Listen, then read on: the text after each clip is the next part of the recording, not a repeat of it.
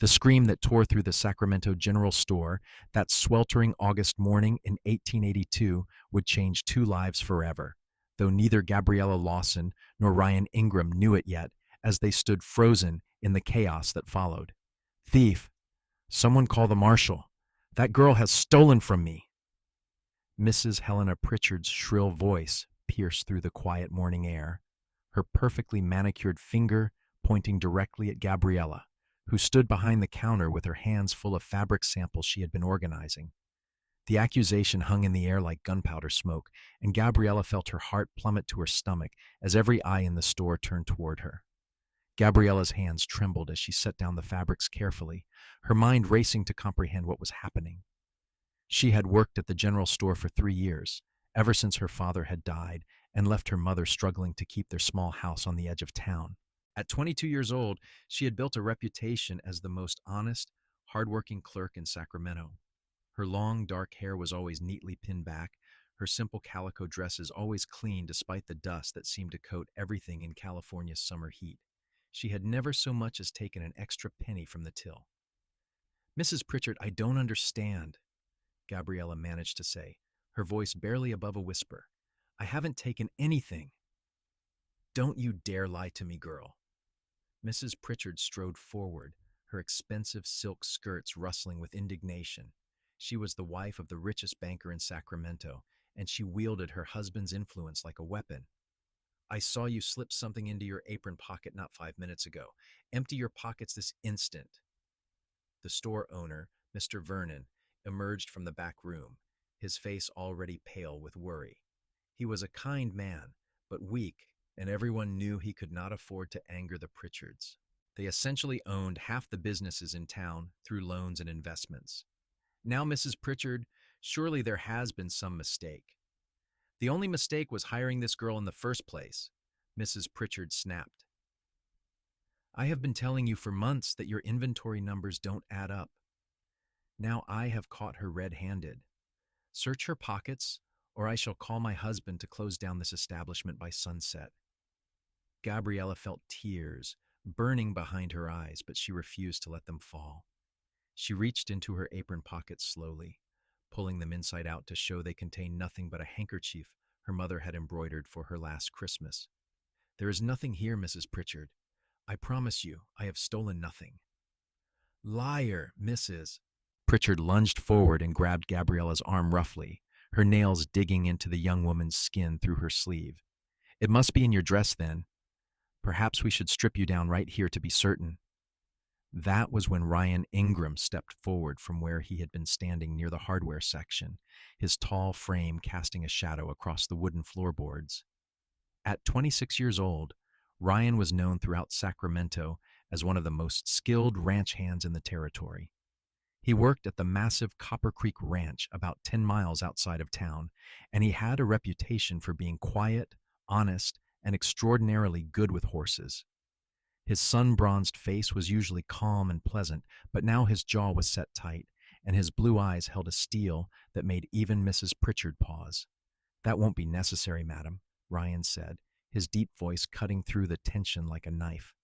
"Miss Lawson hasn't stolen a thing." Mrs. Pritchard released Gabriella's arm and whirled to face him. "And who exactly are you to make such a claim, Cowboy?" "My name is Ryan Ingram, and I have been standing in this store for the past 20 minutes selecting supplies for the ranch. I have had a clear view of Miss Lawson the entire time." He spoke slowly, deliberately, the way he might speak to a spooked horse. "She has done nothing but help customers and organize merchandise. She put nothing in her pockets." "Then you simply were not paying attention." Mrs. Pritchard's face was turning an unbecoming shade of red. "I know what I saw. With respect, madam, I don't think you do." Ryan took another step forward, and now he reached into his own vest pocket. "Because while you were busy watching Miss Lawson, I was watching your daughter." A collective gasp went through the store. Standing near the fabric section, a young woman of perhaps 16 years went white as a sheet. She was Mrs. Pritchard's youngest daughter, Caroline, known for being spoiled and temperamental. Ryan pulled a small silver thimble from his pocket, holding it up for everyone to see. I watched Miss Caroline slip this thimble into her handbag about 10 minutes ago, Ryan continued, his voice steady. I figured maybe she had paid for it earlier, and I had missed it, so I kept watching. But then you started accusing Miss Lawson, and I realized what was happening. Your daughter is a thief, Mrs. Pritchard, and unless I am very much mistaken, this is not the first time she has taken something from this store. Mr. Vernon's eyes widened, and he moved quickly to check his ledger. The thimble. Yes, I have been missing inventory. Small items. Ribbons, buttons, a cameo brooch last month. I thought perhaps I had miscounted or that the shipment had been wrong, but... He looked up at Mrs. Pritchard with dawning realization. Your daughter has been in here several times when items have gone missing. Mrs. Pritchard's face went from red to purple. How dare you! My daughter would never. This cowboy is lying to protect his sweetheart. Everyone can see he is sweet on the shop girl. I have never spoken to Miss Lawson before in my life, Ryan said calmly. I am telling you what I saw because it is the truth. Now, you have two choices, madam. You can admit your daughter has a problem and needs help, and we can all forget this happened. Or you can keep making accusations, and I will be forced to tell the whole town exactly what I witnessed here today. Your choice. The silence that followed was deafening. Caroline Pritchard had begun to cry, tears streaming down her face as she clutched her handbag. Mrs. Pritchard looked between her daughter, Ryan, and Gabriella, her mouth opening and closing like a fish out of water. Finally, she grabbed her daughter's arm and hauled her toward the door. This is not over, she hissed, but everyone could hear the defeat in her voice. You will regret this, cowboy. All of you will regret this. The door slammed behind them, and for a long moment, nobody moved. Then Mr. Vernon let out a long, shaky breath and turned to Gabriella. My dear girl, I am so terribly sorry. I should have defended you immediately. I should have known you would never do such a thing. Gabriella nodded, unable to speak past the lump in her throat. She was shaking from head to toe, the reality of how close she had come to losing everything washing over her in waves.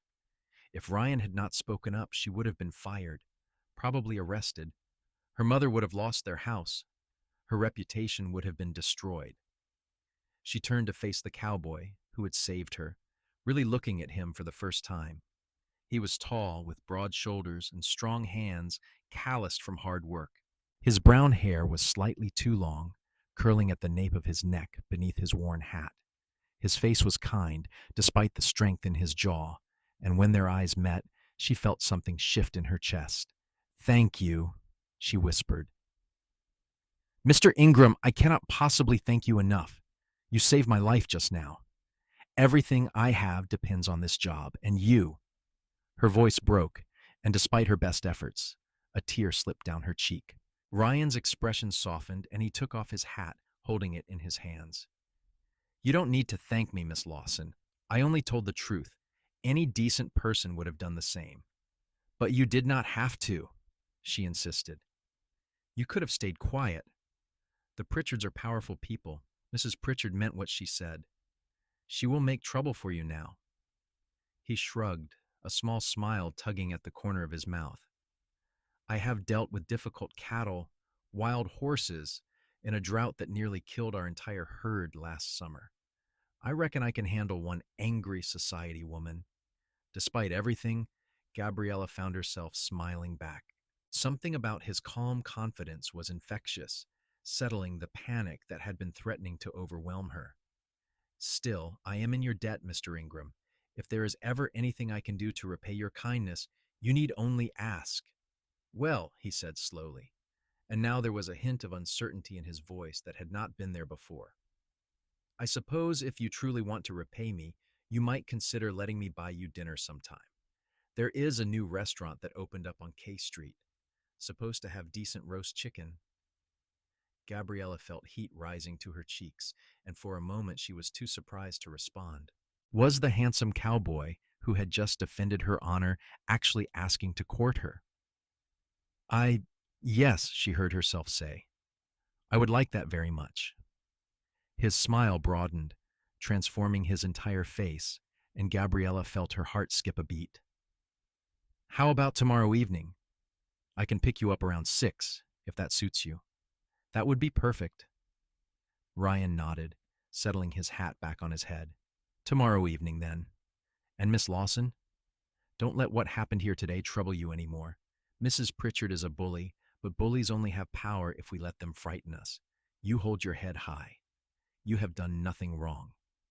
With that, he gathered up his supplies, paid for them at the counter with a few coins, and headed for the door. Just before he left, he turned back and gave her one more smile, and then he was gone, the sound of his boots echoing on the wooden boardwalk outside. Mr. Vernon approached Gabriella cautiously. Are you all right, my dear? That was a terrible ordeal. Why don't you take the rest of the day off? Go home and rest. But Gabriella shook her head firmly. No, Mr. Vernon. Mr. Ingram was right. I have done nothing wrong, and I will not act as though I have. I will finish my shift, but I do appreciate your concern. The rest of the day passed in a blur of whispers and sidelong glances from customers who had heard about the morning's excitement. Gabriella kept her head high, just as Ryan had told her to do, and answered questions politely without elaborating on the incident. By the time she locked up the store that evening and began the walk home, she was exhausted, but also strangely exhilarated. Her mother was waiting anxiously when Gabriella arrived at their small wooden house. Emma Lawson was a frail woman, worn down by years of hardship and grief, but her eyes were still sharp. I heard what happened at the store, she said immediately, pulling Gabriella inside. Martha Henderson came by this afternoon and told me everything. Oh, my darling girl, are you all right? Gabriella hugged her mother tightly. I am fine, Mama. It was frightening, but it ended well. There was a cowboy there who saw the truth and spoke up for me. If not for him, she could not finish the sentence. This cowboy, her mother said carefully, pulling back to study her daughter's face.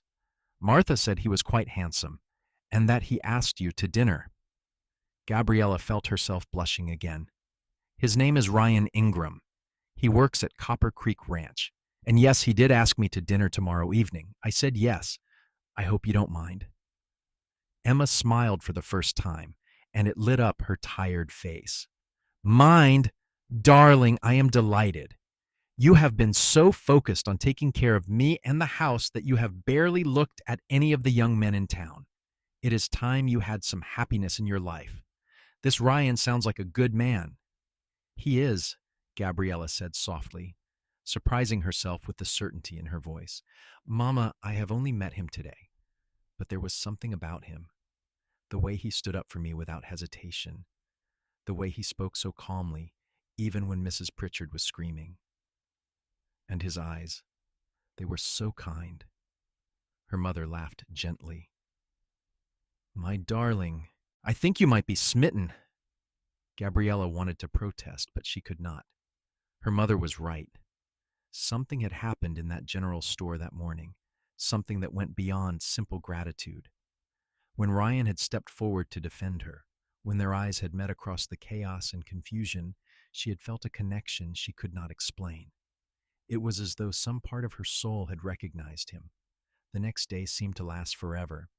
Gabriella went through her tasks at the store mechanically, her mind constantly drifting to the evening ahead.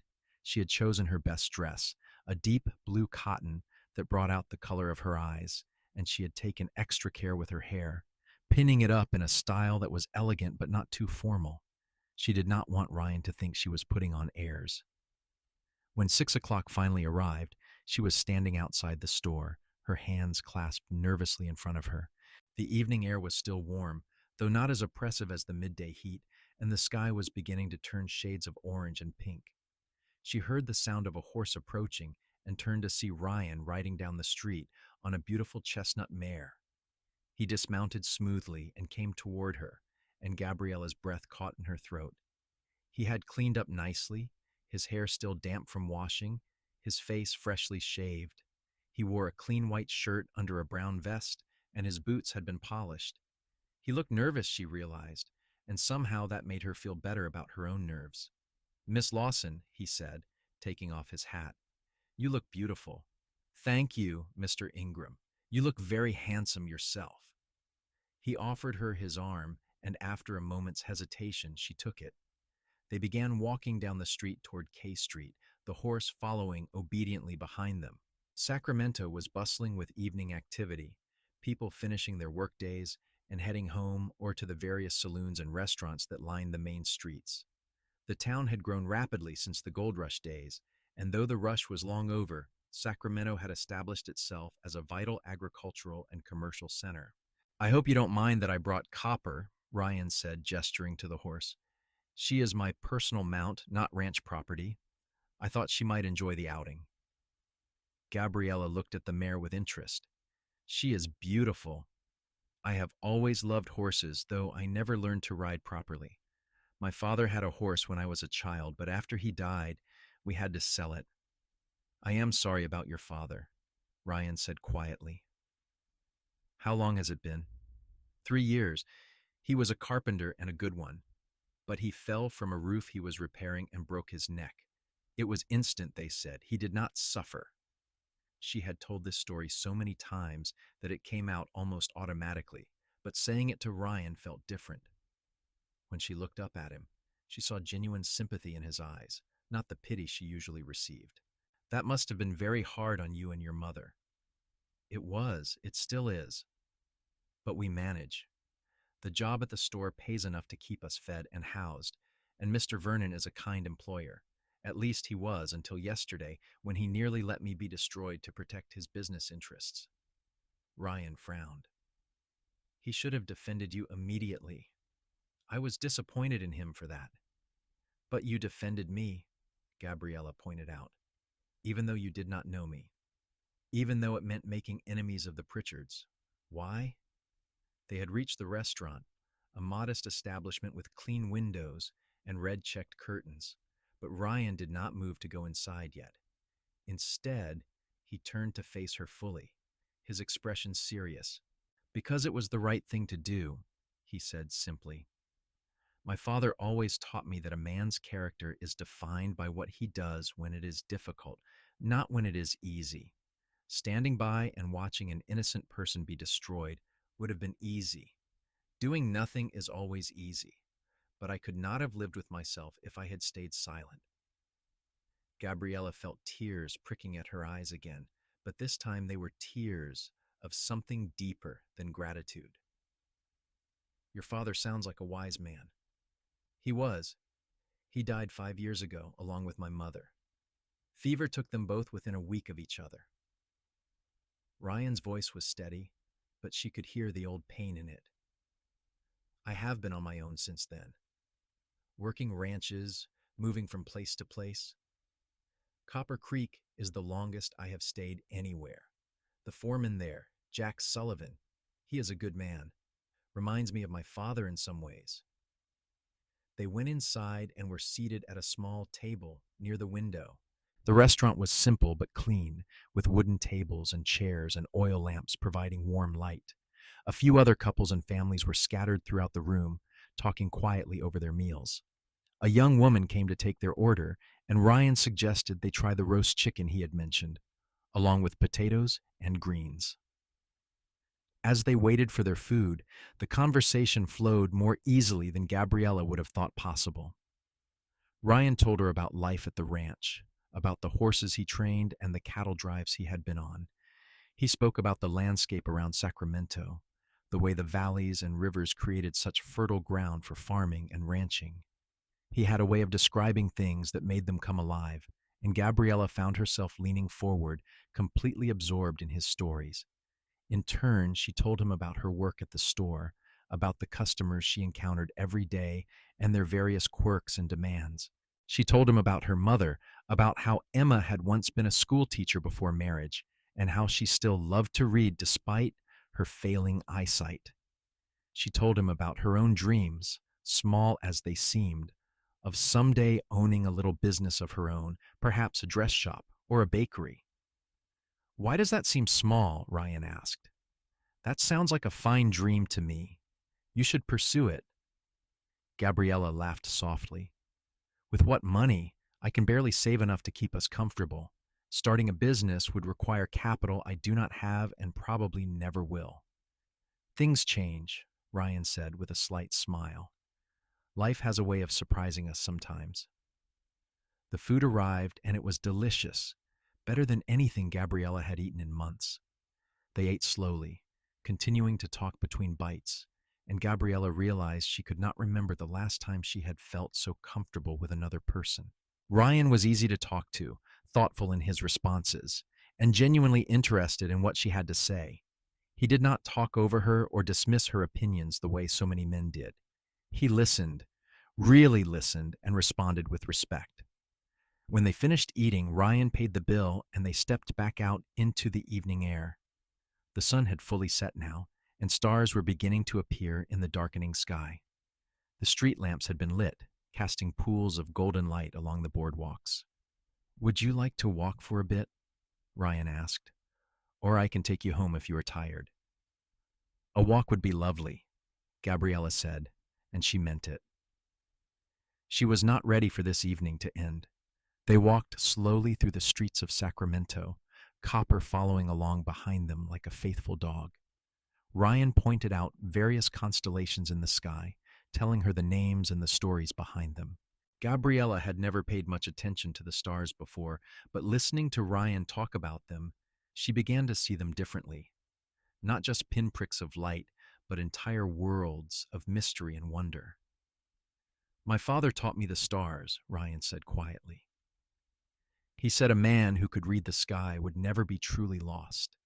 On cattle drives, when we are out in the open range with no landmarks, the stars are what guide us home." "Do you ever get lost anyway?" Gabriella asked. He smiled. "Sometimes, but that is part of the adventure, I suppose. Getting lost means you get to discover something new. Find a path you would not have found otherwise." They had reached Gabriella's house, a modest structure with a small porch and shuttered windows. A light glowed from inside, meaning her mother had waited up. Gabriella turned to face Ryan, suddenly reluctant to say goodbye. "Thank you for this evening," she said softly. "I cannot remember the last time I enjoyed myself so much." "Neither can I," Ryan admitted. "Miss Lawson, I know we have only just met, but I would very much like to see you again. Would you allow me to call on you?" "Yes," Gabriella said immediately. "I would like that very much. And please call me Gabriella. I think we have moved past formalities." "Only if you call me Ryan." He reached out and took her hand gently, raising it to his lips and kissing it softly. The gesture was old-fashioned and courtly, and it made Gabriella's heart race. "Good night, Gabriella." "Sweet dreams." "Good night, Ryan." She watched as he mounted Copper and rode away into the darkness, his figure gradually disappearing down the street. Only when she could no longer see him did she turn and go inside, where her mother was waiting with an eager, expectant expression. "Tell me everything," Emma demanded, patting the seat beside her on the old sofa. And Gabriella did, recounting every detail of the evening while her mother listened with a growing smile. When she finished, Emma took her daughter's hands in her own. "He sounds wonderful, darling. Like the kind of man your father was. Honest, principled, kind. Those are the things that matter. Not money or status, but character." "I know it is too soon to be feeling this way," Gabriella said hesitantly. "We have only just met, but Mama, there is something about him. Something that feels right." "Does that sound foolish?" "Not at all," Emma said gently. "I felt the same way when I met your father. Sometimes you just know. The heart recognizes its match." Over the following weeks, Ryan became a constant presence in Gabriella's life. He came to town every few days, always finding an excuse to stop by the general store. Sometimes he needed supplies for the ranch, sometimes he just wanted to walk her home after her shift ended. They went on more dinners, more walks, and gradually their conversations deepened. Ryan told her about his childhood in Missouri, about growing up on a small farm with his parents and two younger sisters. The sisters had married and moved east before the fever came, and he had lost touch with them over the years. He spoke about his loneliness after his parents died, the way he had drifted from place to place looking for something he could not name. "I think I was looking for home," he said one evening as they sat on her porch, watching the sunset. "Not a place, but a feeling. That sense of belonging somewhere, to something, to someone." Gabriella understood that loneliness. She had felt it too, ever since her father died. The feeling of being adrift, of going through the motions of life without really living. But when she was with Ryan, that feeling disappeared. She felt anchored, grounded, alive. But their growing romance was not without complications. True to her word, Mrs. Pritchard had made trouble. She spread rumors throughout Sacramento's social circles, suggesting that Gabriella and Ryan had conspired together to frame her innocent daughter. She pressured her husband to call in loans and make business difficult for anyone who associated with them. Mr. Vernon, to his credit, stood firm and refused to fire Gabriella, but the pressure was mounting. One afternoon in late September, about 6 weeks after they had first met, Gabriella was working at the store when Caroline Pritchard herself came in. The girl looked different from the last time Gabriella had seen her. Thinner, paler, with dark circles under her eyes. She approached the counter hesitantly, her hands twisting nervously in front of her. "Miss Lawson," she said quietly, "may I speak with you? Please?" Gabriella glanced around. The store was empty except for the two of them. "Of course, Miss Pritchard. What can I do for you?"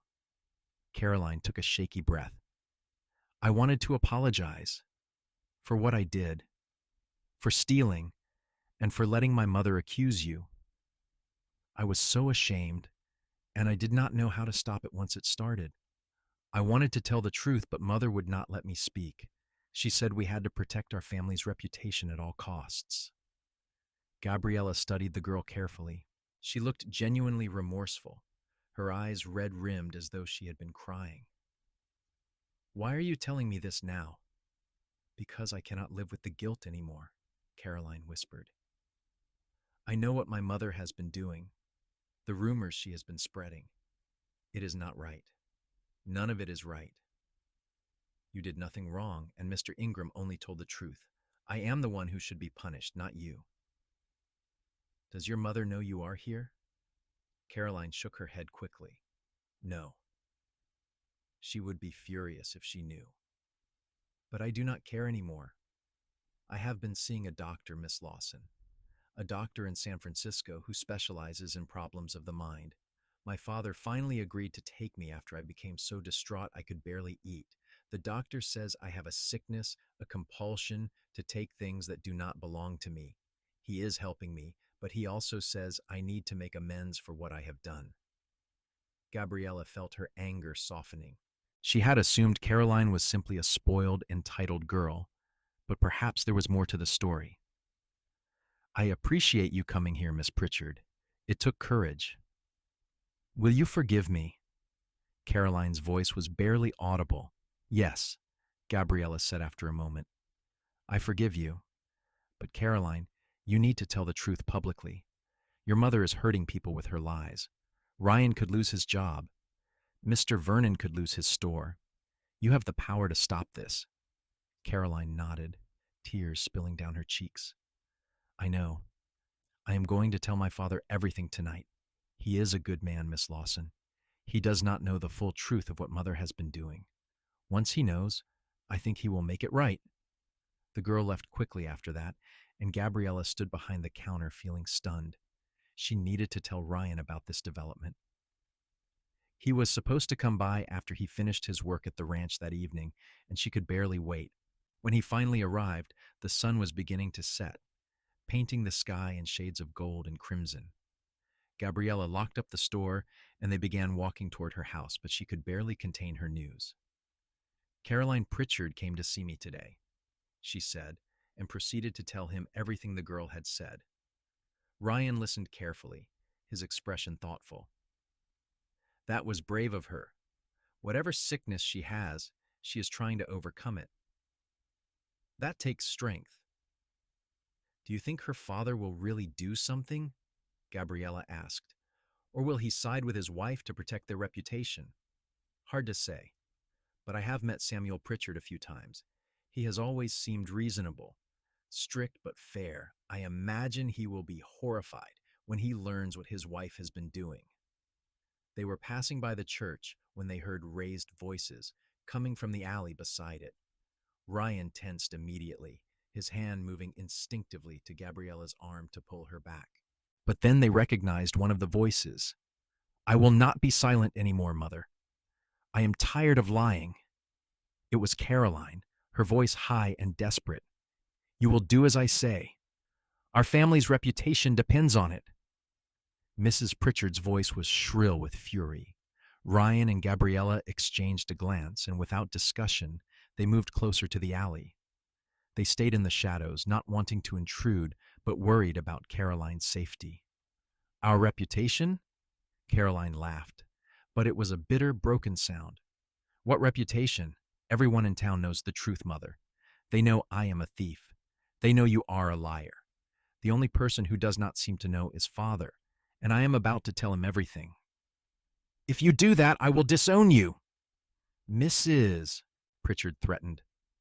I will cut you off without a penny. I do not care. I would rather be poor and honest than rich and miserable.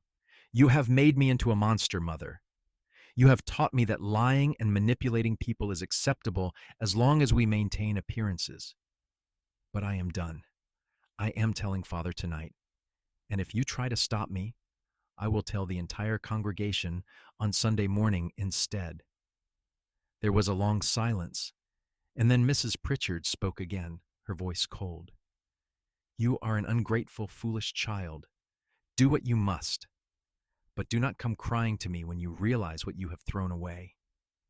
Heavy footsteps echoed as Mrs. Pritchard stormed out of the alley in the opposite direction. Ryan and Gabriella waited a moment, then stepped into the alley where Caroline stood alone, crying softly. Miss Pritchard, Gabriella said gently. Are you all right? Caroline looked up, startled, then seemed to sag with relief when she saw who it was. You heard all that? Enough of it, Ryan said carefully. You are doing the right thing, standing up to your mother. Telling the truth, that takes real courage. It does not feel courageous, Caroline said miserably. It feels terrifying. But I cannot live this way anymore. I cannot let innocent people suffer for my mistakes. She wiped her eyes and straightened her shoulders. I should go find Father now, before I lose my nerve. Would you like us to come with you? Gabriella offered. For support? Caroline looked surprised, then grateful. Would you? I know I have no right to ask after everything I have done, but I would feel braver if I was not alone. The three of them walked together through the streets of Sacramento toward the Pritchard mansion, an imposing structure on the edge of town. Caroline led them not to the front door, but around to her father's study, which had a separate entrance. She knocked hesitantly. Come in, a deep voice called. Samuel Pritchard was a tall, distinguished man in his 50s, with graying hair and spectacles perched on his nose. He looked up from the papers on his desk, his expression turning to surprise when he saw his daughter accompanied by two people he clearly recognized. Caroline, what is this about? And Mr. Ingram, Miss Lawson, I am afraid I do not understand. Father, I need to tell you something, Caroline said, her voice shaking. Something important, and I need you to listen without interrupting, because if I stop talking, I might not be able to start again. Samuel Pritchard set down his pen and folded his hands on his desk. Very well, I am listening. Caroline told him everything, about her stealing, about the scene at the general store, about Ryan telling the truth and her mother's subsequent campaign of lies and manipulation. She spoke about the doctor in San Francisco, about her treatment, about her need to make amends. Her father's face grew darker and darker as she spoke, but true to his word, he did not interrupt. When she finished, silence filled the study. Samuel Pritchard stood slowly and moved to the window, staring out at the darkening sky.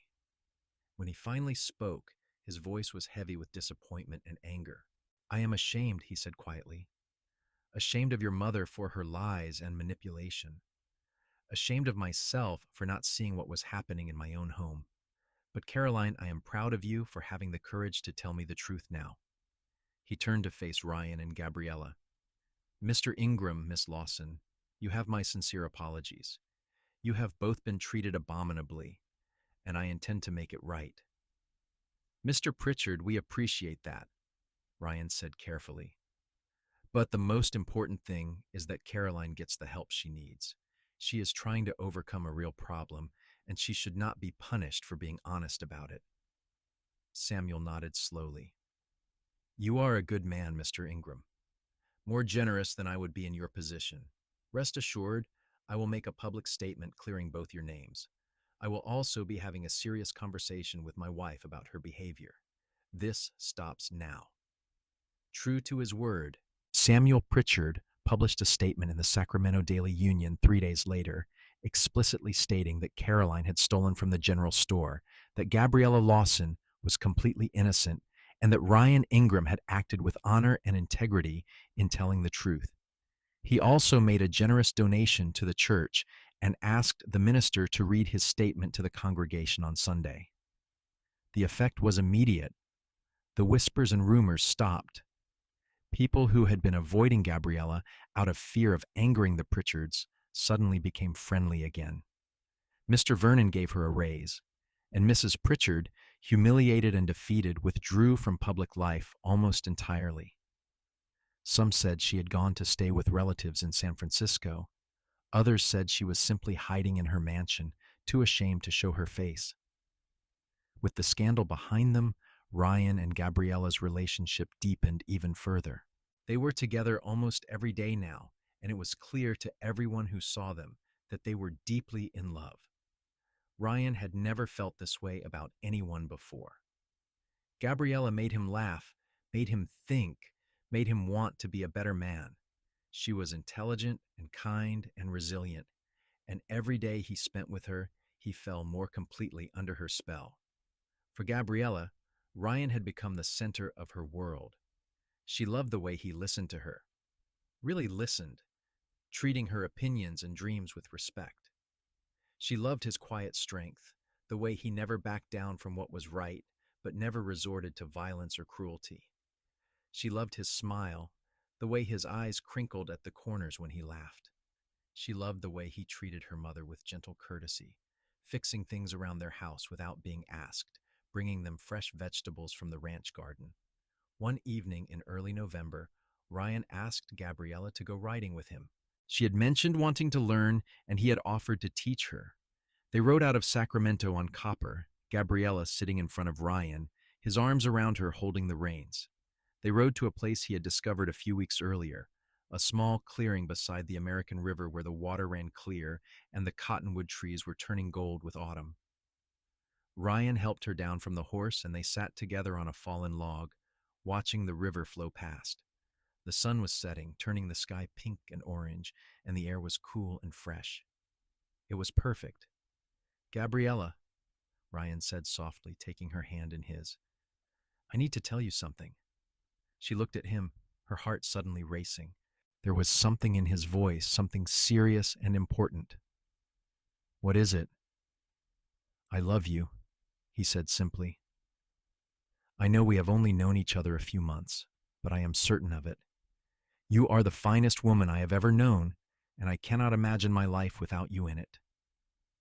I think about you constantly.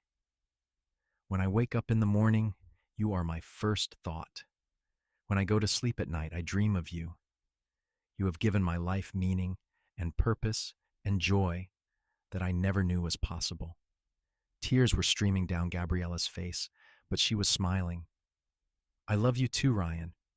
So much it frightens me sometimes. I never believed I would find someone who understood me the way you do. who made me feel the way you make me feel. You saved me that day in the store, but you have been saving me every day since, saving me from loneliness and fear and resignation. You make me believe that anything is possible. Ryan reached into his pocket and pulled out a small box. When he opened it, Gabriella gasped.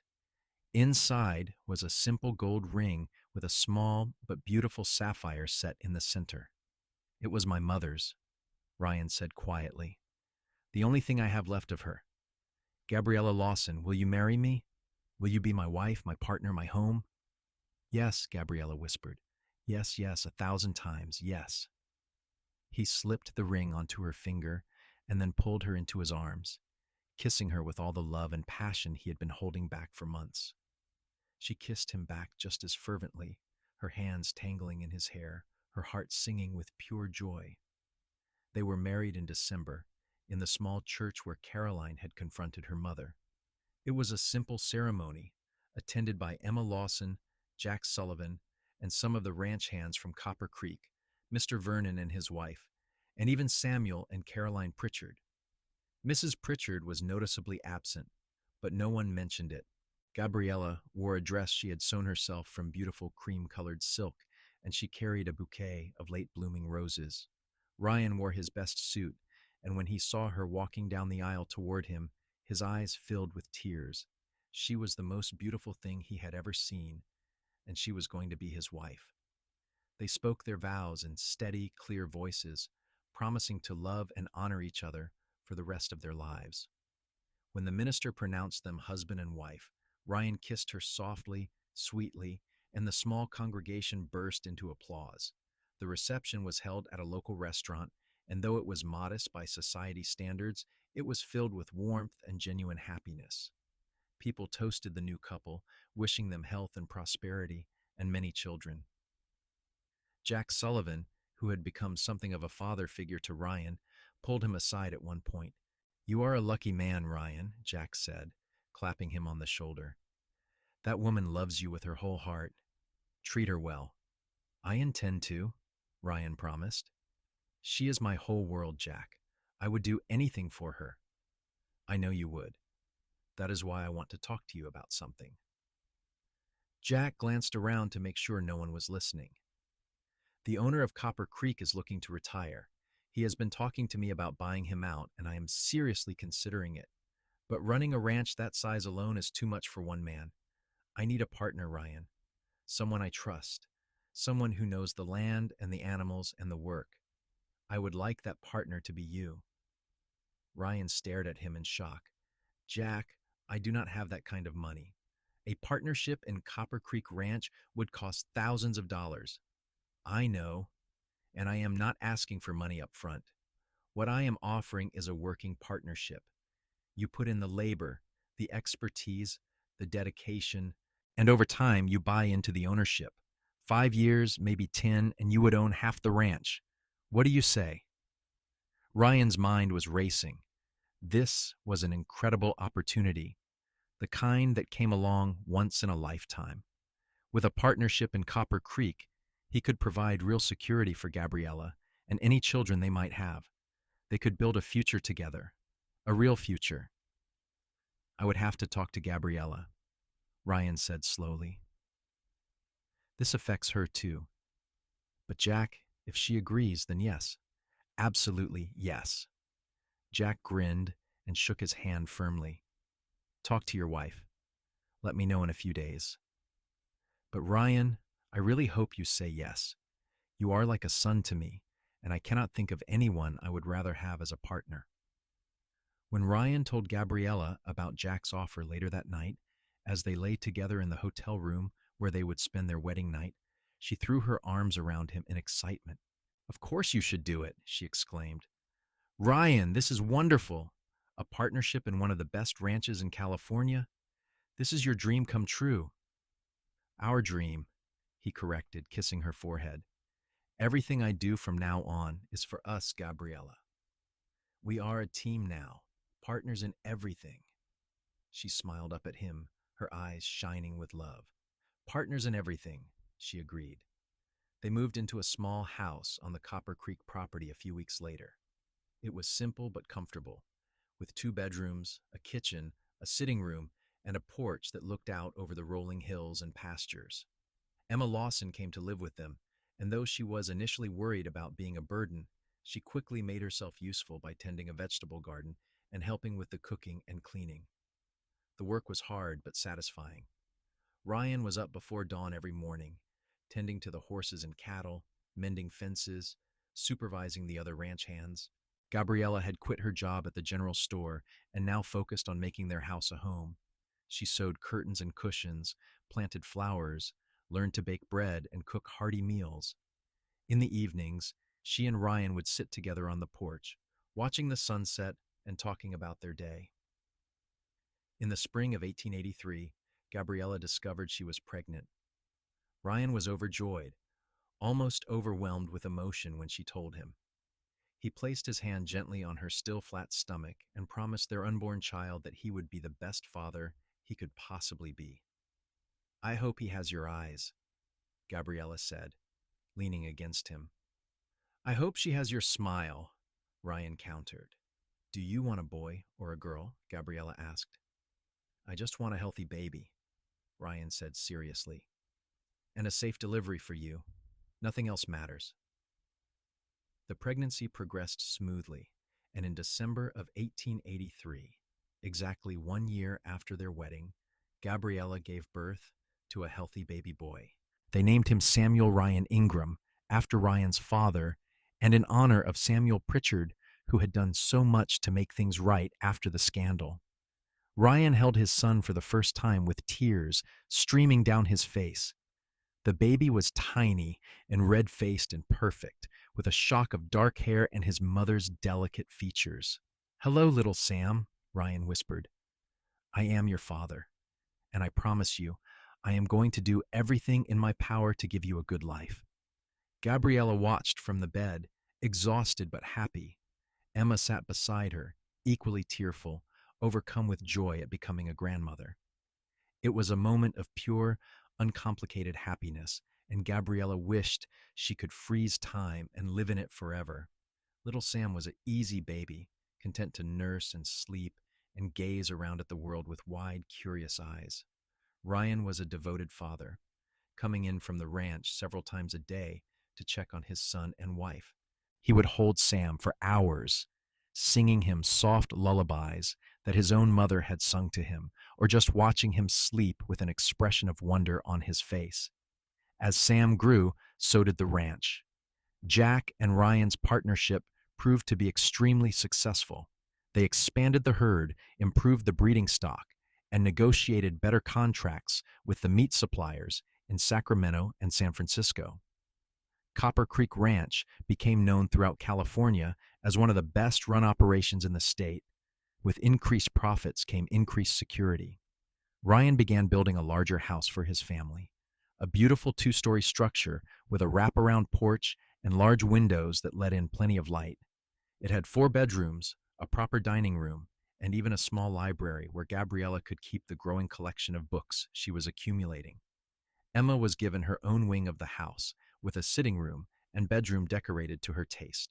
They moved into the new house in the summer of 1885, when Sam was 18 months old and just learning to walk. Gabriella was pregnant again, and this time Ryan was convinced they would have a daughter. He was right. In the fall of that year, Gabriella gave birth to a beautiful baby girl they named Emma Rose, after both her grandmother and the wild roses that grew along the creek. Life settled into a comfortable rhythm. Ryan and Jack continued to expand the ranch, eventually buying out the original owner completely and becoming full partners. Gabriella established a small business of her own, making and selling quilts and dresses to the other ranch families and women in Sacramento. Her mother helped with the children and the household, though Emma's health was beginning to decline as she aged. Sam and Rose grew up surrounded by love and the wide open spaces of the ranch. Sam took after his father, fascinated by the horses and cattle, always wanting to follow Ryan around and help with the work. Rose was quieter, more thoughtful, with a love of books and drawing that reminded Ryan of his own mother. In the spring of 1888, when Sam was 4 and Rose was 2, Caroline Pritchard came to visit. She looked healthy and happy, dressed simply, and with a peace in her expression that had been missing years ago. She had married a doctor she met during her treatment in San Francisco, a kind man who understood her struggles and supported her recovery. I wanted you to know that I have been well for over 2 years now, Caroline told Gabriella as they sat on the porch watching the children play. No relapses, no incidents.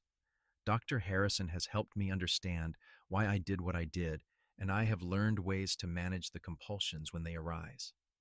I am so happy for you, Caroline, Gabriella said sincerely. You deserve happiness and peace. I wanted to thank you again, Caroline said softly, for forgiving me, for not turning your back on me when you had every right to. You and Ryan showed me what real integrity looks like, and that example changed my life. I am a better person because of you both. They embraced, two women who had started as adversaries but had found understanding and forgiveness. Ryan, watching from the barn where he was working with the horses, smiled to himself. His wife had one of the biggest hearts of anyone he had ever known. Her capacity for forgiveness and compassion never ceased to amaze him. Emma Lawson passed away peacefully in her sleep in the winter of 1889. She was 63 years old, and she died surrounded by her family in the comfortable home her daughter and son-in-law had provided. At her funeral, the minister spoke of her kindness, her strength, her devotion to her family. Gabriella wept bitterly, but she also found comfort in knowing her mother had lived to see her grandchildren and had spent her final years in comfort and happiness. She was so proud of you, Ryan told Gabriella that night as he held her while she cried. She told me once that you were the greatest achievement of her life, not because of anything you did, but because of who you are. Kind, resilient, loving. She said you got all the best parts of both your parents. I miss her so much, Gabriella sobbed into his chest. I know she lived a long life. I know she was happy at the end, but it still hurts. I know, my love, I know. Ryan stroked her hair gently. But she is not really gone. She lives on in you, in our children. Every time Sam shows kindness to a smaller child, every time Rose shares her toys, that is your mother's legacy. That is the love she taught you being passed down to the next generation. In 1890, Gabriella gave birth to their third child, another boy they named Thomas William, after Ryan's father and grandfather.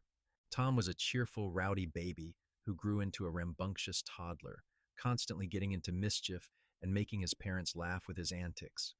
Sam, now 7, took his role as big brother seriously, helping to watch over both Rose and little Tom. The ranch continued to prosper. By 1892, Copper Creek was one of the largest and most successful ranches in Northern California, employing over 30 men and maintaining a herd of more than 2,000 cattle. Ryan had become a respected voice in the California ranching community, often asked to speak at agricultural meetings, and consulted on matters of land management and animal husbandry. But despite their success and prosperity, Ryan and Gabriella never forgot where they had come from. They donated generously to the church and to various charities in Sacramento. They provided employment and fair wages to their workers, and they treated everyone who worked for them with respect and dignity. They raised their children to understand the value of hard work, honesty, and compassion. One evening in the spring of 1895, as they sat together on their porch watching the sunset, Ryan turned to Gabriella and took her hand. "Do you remember the day we met?" he asked softly. Gabriella smiled. "How could I forget? You saved my life that day." "No," Ryan said, shaking his head. "You saved mine." I was drifting, Gabriella, moving from place to place with no real purpose or direction. I was going through the motions of living, but not really alive. Then I saw you in that store, so brave and dignified even when you were being attacked, and something in me recognized you. Recognized that you were what I had been searching for all along. Home, purpose, love. Gabriella felt tears welling up in her eyes. After 13 years of marriage, he could still make her cry with his words. "I love you so much, Ryan Ingram. More today than the day we married, and less than I will tomorrow." "That is a beautiful thought," Ryan said with a smile. "Where did you hear it?"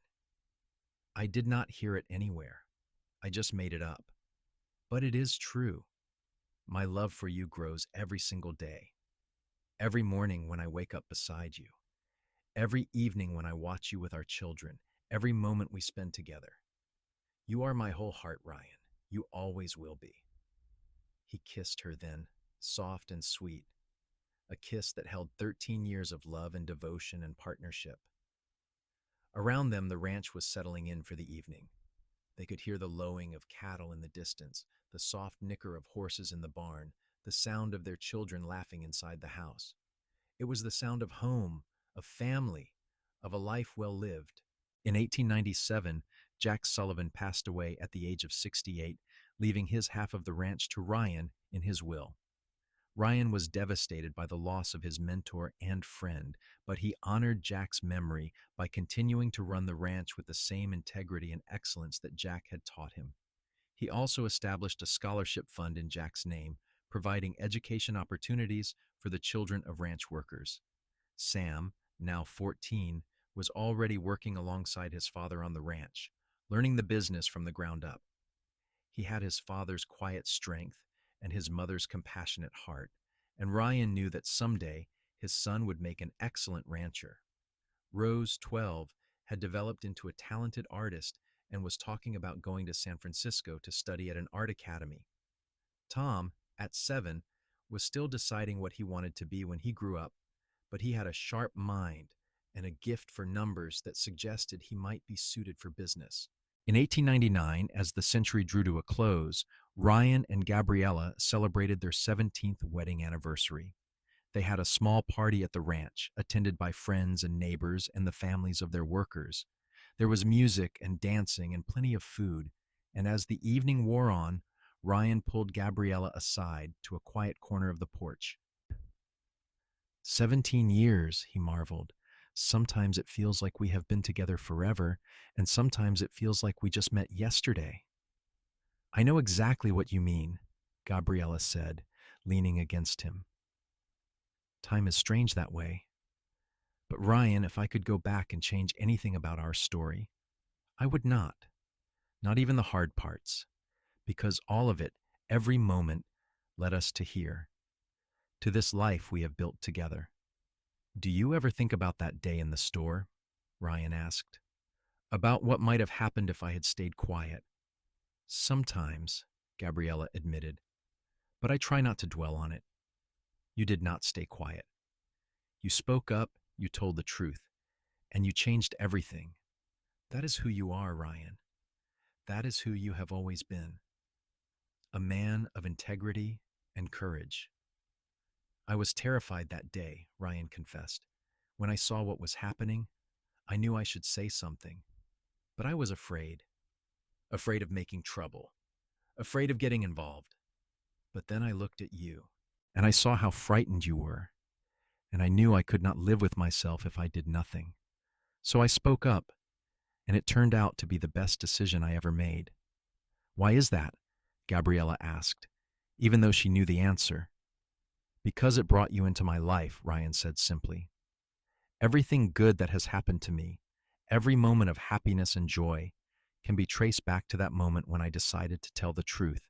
You are my reward, Gabriella. You and our children and this life we have built. You are the blessing I never knew I was waiting for.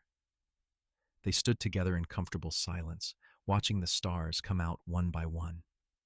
Inside the house, they could hear their children laughing with their friends. Across the ranch, lights were beginning to glow in the windows of the workers' houses. Everything was peaceful, prosperous, safe. In 1902, Sam announced his engagement to a sweet girl named Lily Chen, whose family ran a successful farm near Sacramento. It was a love match, and Ryan and Gabriella could not have been happier. The wedding was held at the ranch in the spring of 1903, and it was a beautiful celebration that brought together the ranching and farming communities from all over the region. Watching his son marry reminded Ryan of his own wedding day, of how young and nervous he had been, how overwhelmed with love for Gabriella. Now, 20 years later, that love had only deepened and matured. They had been through so much together. births and deaths, triumphs and challenges, moments of joy and moments of grief. Through it all, they had stood together, partners in every sense of the word. Rose left for San Francisco in the fall of 1903 to attend the California School of Design. It was hard for Gabriella to watch her only daughter leave, but she was also proud of Rose's talent and ambition. Ryan promised Rose that they would visit often, and he kept that promise, taking Gabriella to the city every few months to see their daughter and marvel at the artwork she was creating. Tom, now 13, had discovered a passion for veterinary medicine. He was fascinated by the health and care of animals, and he spent hours reading every book he could find on the subject. Ryan encouraged this interest, taking Tom with him when he had to treat sick or injured animals and explaining what he was doing and why. In 1905, Sam and Lily gave Ryan and Gabriella their first grandchild, a beautiful baby girl named Grace. Holding his granddaughter for the first time, Ryan was overwhelmed with emotion. He thought about his own father, who had died before Ryan could give him grandchildren. He wished his parents could have known Gabriella, could have seen the life he had built. "They would be so proud of you," Gabriella said softly, as though reading his mind. "Your parents. They raised a good man, Ryan. The best man I have ever known. I hope I am doing the same for our children," Ryan said, gently rocking baby Grace. "I hope when they look back on their lives, they feel we gave them what they needed: love, security, values to guide them." "They will," Gabriella assured him. "I see it every day in the way they treat others, in the choices they make. We have done well, Ryan. We have built something that will last long after we are gone." As the years continued to pass, Copper Creek Ranch remained a fixture in the Northern California landscape. Sam took on more and more responsibility, eventually becoming the primary manager of day-to-day operations, while Ryan transitioned into a consulting role. Rose married a fellow artist and opened a gallery in San Francisco, where she showcased her own work alongside that of other talented painters and sculptors. Tom went to veterinary school and came back to establish a practice that served all the ranches and farms in the area. Ryan and Gabriella grew older together, their hair turning silver, their faces gaining the lines and creases that come with age and laughter and a life fully lived. But their love never diminished. If anything, it grew stronger, deeper, more essential with each passing year. On a warm evening in June of 1912, 30 years after that fateful day in the general store, Ryan and Gabriella sat together on their porch as they had done countless times before. They were in their 60s now, grandparents several times over, respected elders in their community, but in many ways they were still the same two people who had fallen in love over roast chicken and conversation about dreams and stars.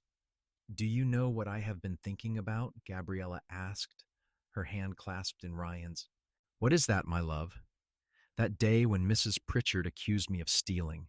How terrified I was. How certain I was that my life was over. And then you stepped forward, and everything changed.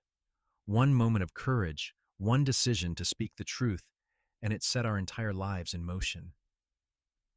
"It was the easiest decision I ever made," Ryan said, raising her hand to his lips and kissing it gently. "And the best." "I wonder what our lives would have been like if we had never met," Gabriella mused. "If you had not been in the store that day, or if you had decided not to get involved." "I do not like to think about that," Ryan said with a slight shudder. "A life without you in it? That is not a life worth living." "But that is my point," Gabriella said, turning to face him fully. "We so easily could have missed each other. We so easily could have lived our entire lives and never known what we were missing.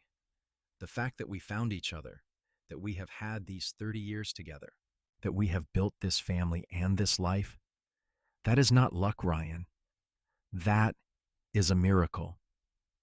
Ryan nodded slowly, understanding what she was saying. "Every day with you has been a gift, Gabriella. Even the hard days, even the days when we disagreed or struggled or faced challenges, because we faced them together. That is what marriage is, I think. Not just the romance and the passion, though we have certainly had plenty of that, but the daily choice to stand beside each other, to support each other, to build something together that is greater than either of us could create alone. We have done that, Gabriella said with satisfaction. Look at what we have built, Ryan. Not just this ranch, though it is impressive, but our family. Our children are good, kind, successful people. Our grandchildren are being raised with love and values.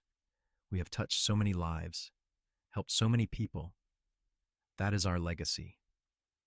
They sat in comfortable silence, watching the sun sink below the horizon. 3 decades had passed since they first met, but the memory of that day was as clear as if it had happened yesterday.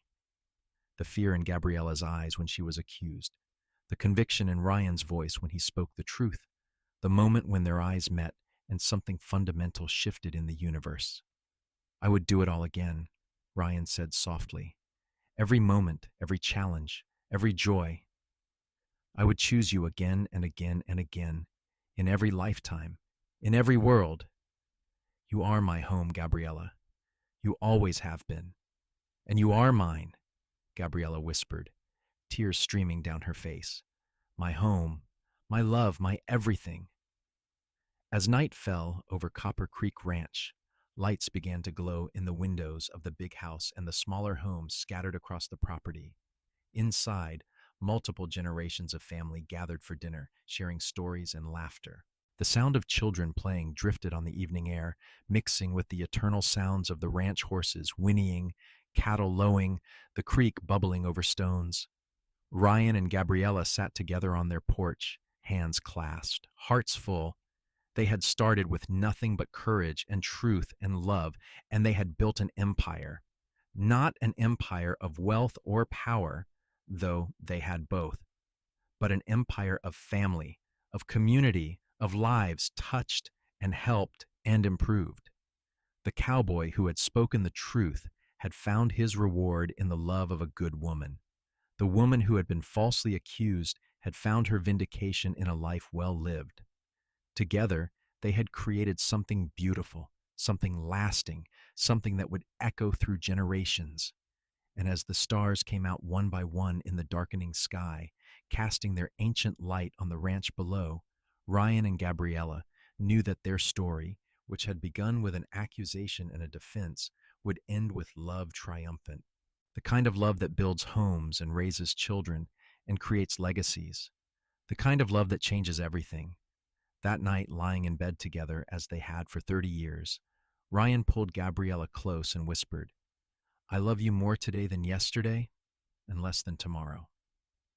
Gabriella smiled in the darkness, remembering when she had first said those words to him so many years ago. And I love you beyond measure, beyond time, beyond anything I can express with mere words. Then let's not use words, Ryan murmured, and he kissed her with all the passion and devotion of their 30 years together. They had been young once, full of dreams and hopes and uncertainties. Now they were older, marked by time, but strengthened by it too. Their bodies were not what they once were, but their hearts beat in perfect synchronization. Two souls that had found their match and held on tight through everything life threw at them. In the morning, they would wake to another beautiful day. Sam would come by to discuss ranch business.